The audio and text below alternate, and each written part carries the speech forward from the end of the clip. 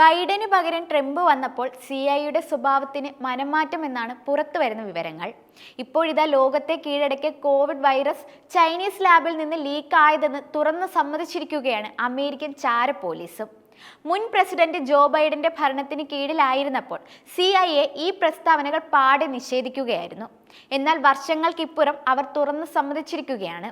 ഇതോടെ വീണ്ടും കോവിഡുമായി ബന്ധപ്പെട്ട വിവരങ്ങൾക്ക് ശരിയായ ഉത്തരങ്ങൾ ലഭിക്കുകയാണ്. കോവിഡ് വൈറസ് ഒരു ചൈനീസ് ലാബിൽ നിന്ന് ചോർന്നതാകാമെന്ന് CIAയും വെളിപ്പെടുത്തി. ഈ മാറ്റത്തിന് പിന്നിൽ മറ്റൊരു ദുരൂഹതകൾ ഇല്ലെന്നും മാസങ്ങളോളം തങ്ങൾ അന്വേഷിച്ചതിന് ശേഷം തെളിവുകളുടെ അടിസ്ഥാനത്തിലാണ് ഇപ്പോഴത്തെ പുതിയ വെളിപ്പെടുത്തലെന്നുമാണ് അധികൃതർ പറയുന്നത്. റിപ്പോർട്ടിംഗ് ബോഡിയെ അടിസ്ഥാനമാക്കി വ്യക്തമായ തെളിവുകളിലൂടെയാണ് ഇപ്പോൾ കോവിഡ് മഹാമാരി ഒരു ലാബിൽ നിന്നും പൊട്ടിയതാകാമെന്ന് CIA വിശ്വസിക്കുന്നത്. അതേസമയം ബൈഡന് പകരം ട്രംപ് വന്നപ്പോഴാണ് CIAയുടെ മനസ്സ് മാറിയതെന്നത് ഇതിലേറെ ശ്രദ്ധേയമാണ്. ആദ്യം മുതലേ ചൈനയിലെ കണക്കുകളെ സംശയത്തോടെയാണ് ഏവരും നിരീക്ഷിച്ചിരുന്നത്. CIAയോടും മറ്റും ഏജൻസികളോടും ചൈനയിലെ വിവരങ്ങൾ ശേഖരിക്കുന്നതിന് പ്രാധാന്യം കൊടുക്കണമെന്ന് ആവശ്യപ്പെട്ടിരുന്നു. ചൈന കണക്കുകൾ കുറച്ചു കാണിക്കുന്നതായാണ് CIA നിഗമനമെന്നാണ് റിപ്പോർട്ടുകൾ ഉണ്ടായിരുന്നത്.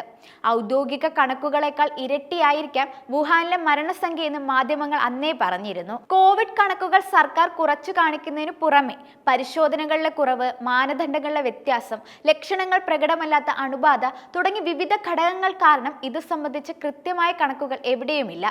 ചൈനീസ് സർക്കാരിന് തന്നെ വൈറസിന്റെ വ്യാപ്തി എത്രയാണെന്ന് അറിയില്ലെന്നും ലോകത്തിന്റെ മറ്റു ഭാഗങ്ങളെ പോലെ അവരും ഇക്കാര്യത്തിൽ അജ്ഞരാണെന്നുമാണ് അമേരിക്കൻ ഇന്റലിജൻസ് ഏജൻസികളുടെ നിഗമനം. എന്തായാലും കോവിഡ് സംബന്ധിച്ച വിവാദങ്ങൾ വീണ്ടും CIA തുറന്നു കാട്ടുമ്പോൾ ചൈനയും അമേരിക്കയും തമ്മിലുള്ള ബന്ധം വീണ്ടും വഷളാകുമോ എന്ന കാര്യത്തിലും അധികൃതർ സംശയം പ്രകടിപ്പിക്കുന്നുണ്ട്.